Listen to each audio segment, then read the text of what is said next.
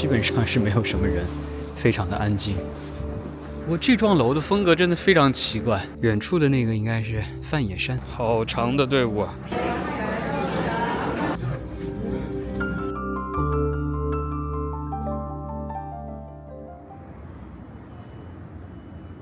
四国高松站出发的四国游览记终于开始了，去香川县的另外一个比较有名的城市丸龟，也是2节车厢的小车啊。现在大家都已经上车了。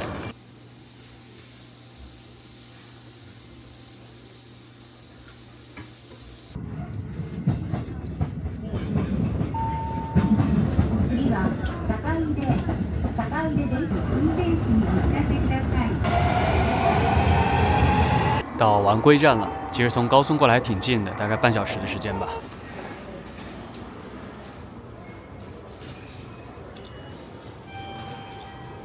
站里面看起来不大，但是外面的广场倒是还是挺大的。JR 丸龟站，其实这地方倒也没有什么特别的，主要就是因为大家应该听过丸龟之面吧，所以一直对这个地方挺好奇的，想说顺便来看一下。据说丸龟市里面的丸龟之面是全日本客流量最小的丸龟之面，因为当地乌冬县香川县是乌冬县，所以这边其实乌冬的店特别多，乌冬的面店特别多，很多当地的有名的乌冬面店，所以一般人可能就不去丸龟之面了。然后站前有一个这个东恒印，今天订的酒店在这儿，先把行李放下来。哇 ，Sunrise 看到了，行李已经放好了。一直听说丸龟这边非常的萧条，没有什么人。果然如此，整个车站前是真的是也是空空荡荡的。日本的小城真的是这样啊，何况是四国的小城。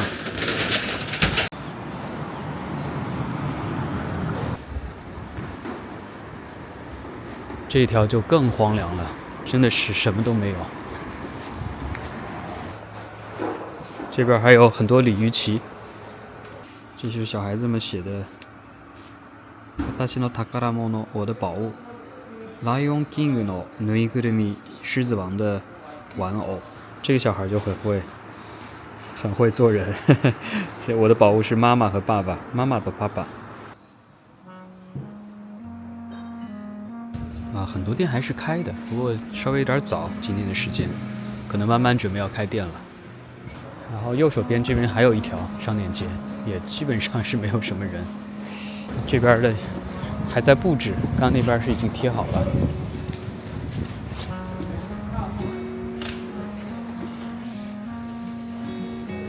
蚯蚓之馆，这个倒是非常古老的一个建筑，应该挺有年头了。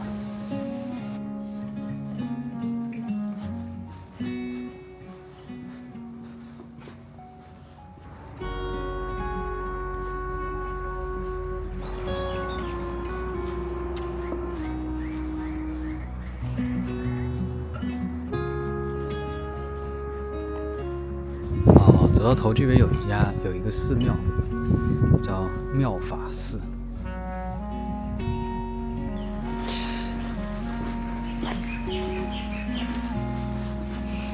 我真的是很喜欢这种小地方，很安静，然后又没有什么人，四处走走，随便逛逛，随便看看，也不用特别着急。遇到什么地方稍微进去瞧一眼。累了休息一会儿，喝点东西，就特别舒服。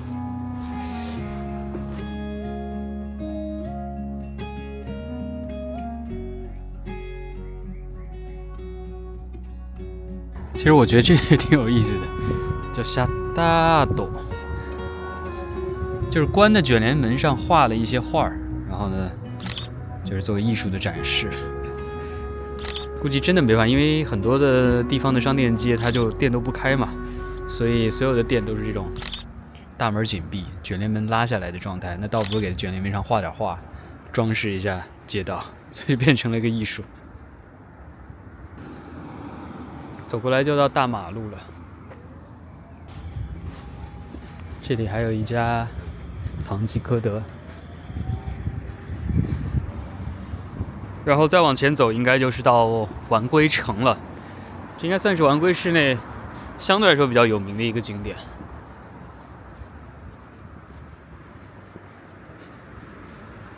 不过这幢楼的风格真的非常奇怪，这种阳台的样式倒是在日本很少见，我觉得还挺像国内的一些公寓的大楼的样子。但是这栋楼应该现在是没有人在住了，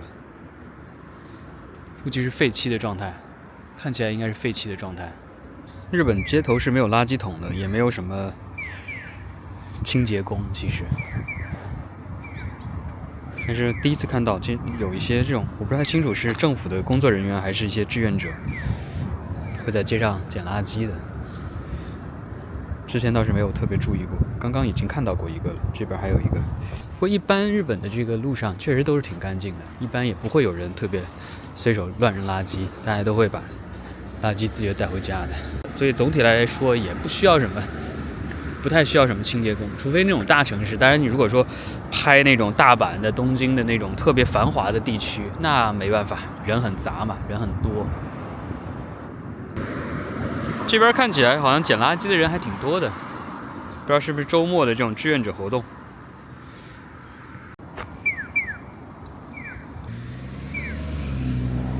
前面绿树成荫的这个地方，这里面应该就是丸龟城了，远远的在那个树后面。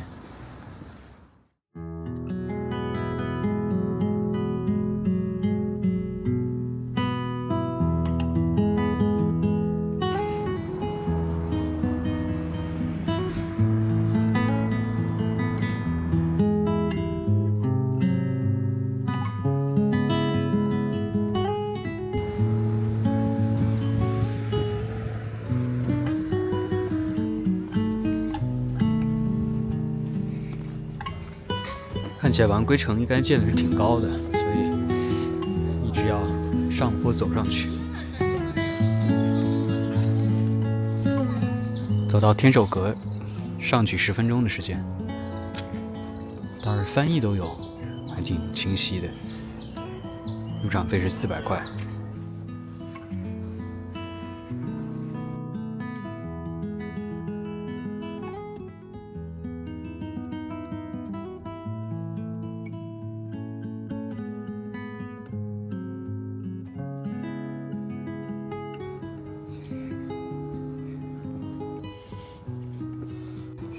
的确，这地方还挺适合晨练的，像国内的大公园一样，早晨可以到这边来锻炼一下，爬爬山。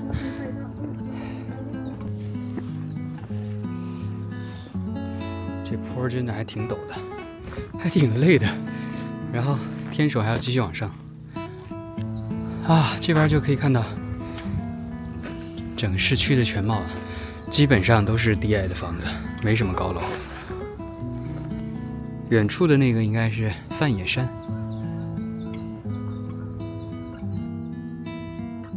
这个方向应该是更偏向市区的地方，相对来说会有一些高的公寓、高的楼。这里终于到天守了，就天守阁一般就是它整个城最高处、最核心的地方。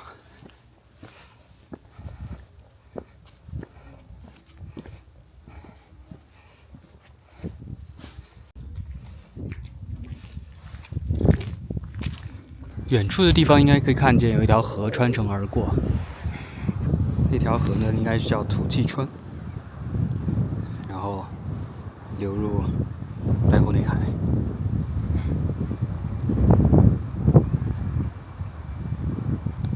这个方向倒的确能看出来一些大城市的样子。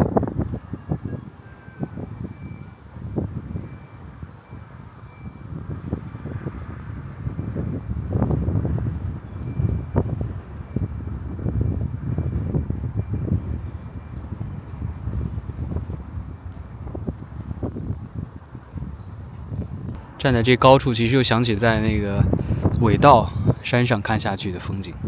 虽然都是濑户内海的城市，但是尾道真的不一样，真的会更有风情，更感觉浪漫一些。这边就是，城市，普通的城市的样子。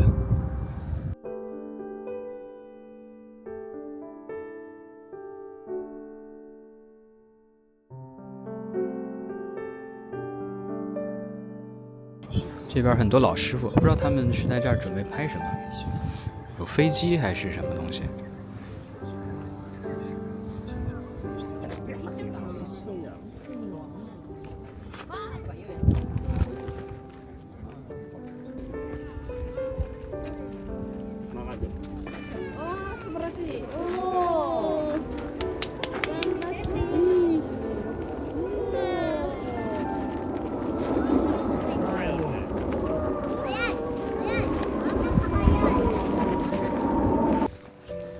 刚刚的烟已经散去了。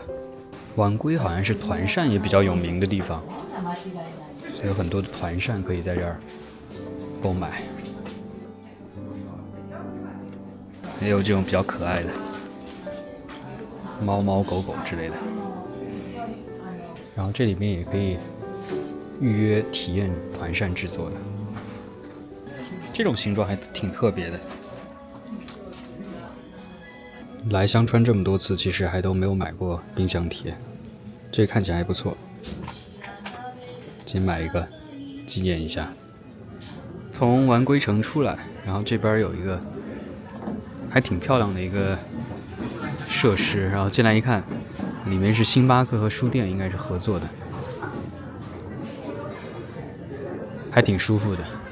但现在我是准备要去吃乌冬面了，倒是没什么时间喝咖啡。如果下午的时间的话，在这儿坐一坐还挺舒服的。应该感觉这应该不是书店，这应该是阅览室，应该是自己可以拿着直接看的，类似于市民活动中心的地方啊。一楼是这都有中文的，综合休闲大厅、咖啡店。2楼还有学习空间。好，往前继续走，应该就是到港口附近了。然后那边有一家据说还不错的乌冬面的店，刚好去那边吃个午餐。不过据说丸龟市内反正随便哪家乌冬面店都不错，也可以不用挑，直接看到哪家去哪家就行。看到一个车牌香川8888，这个怀疑这家店是不是中国人开的？日本人很少会有这种讲究的。8888，一路上也没看到什么人，但是就看到前面的一行几人，我觉得他们应该也是顺着导航去那家乌冬面店的。哇，完蛋了，不会在排队吧？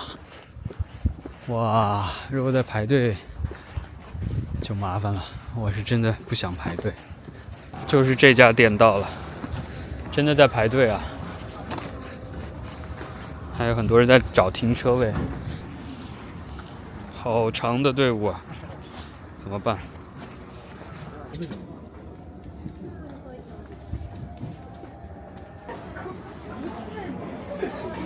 因为旁边实在也没别的店了，就只能排一下了。然后店面看起来倒是挺大的，可以坐很多人。据说这家比较有名的就是这种牛肉啊、猪肉这种盖浇的乌冬，超热闹，感觉全市的人都来了的样子。当地的乌冬一般都是这样，在这边买了之后呢，然后一路过去有很多可以自己选的，然后选完之后拿到面自己再找位子坐。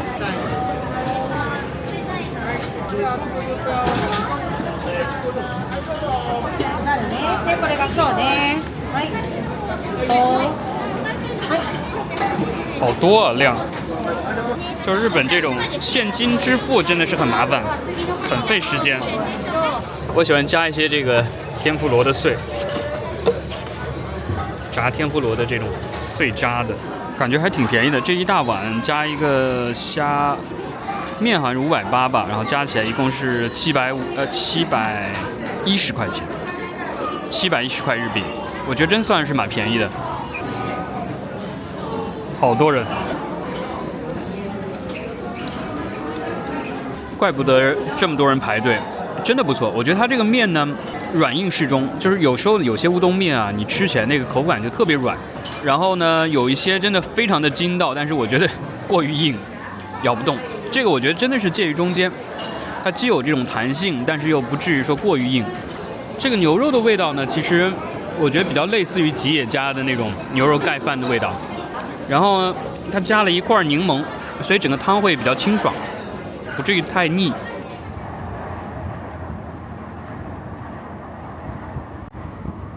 从那个乌冬面店稍微往旁边走一点，就到丸龟港的地方。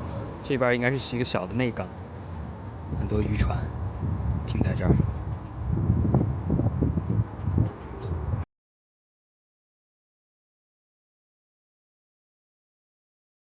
港口边上还有一个也算是丸龟比较有名的一个景点，叫太柱灯笼，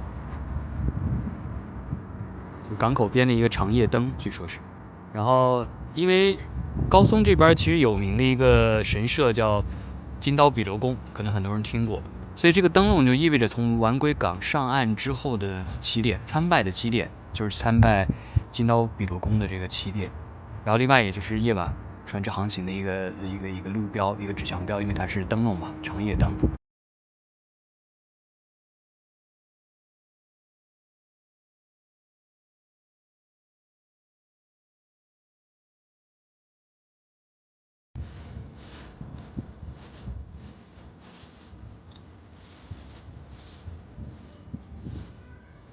都恒印的话呢，其实它比较方便，就是它有免费的早餐，晚上好像还有免费的乌冬面。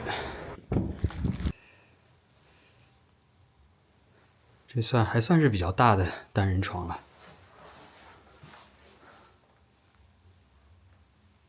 这家的色调还稍微比较明快一些，有些老的东恒印的话，里面真的是更灰一些。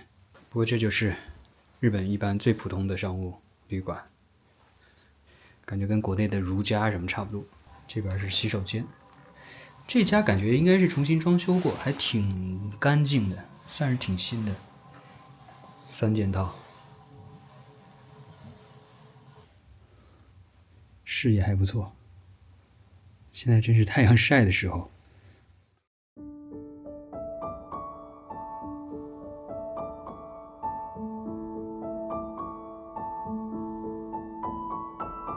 晚上大家都在大厅里开始吃乌冬面了，每人有1碗免费的乌冬面，但是我真的是不太想吃乌冬了，想吃点别的什么。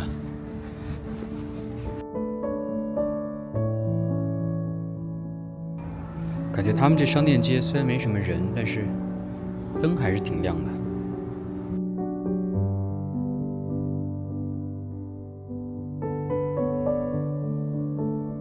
他写了一个叫什么“丸龟名物是带骨鸡”，这我倒还不知道。这家看起来还可以，好像也没什么人。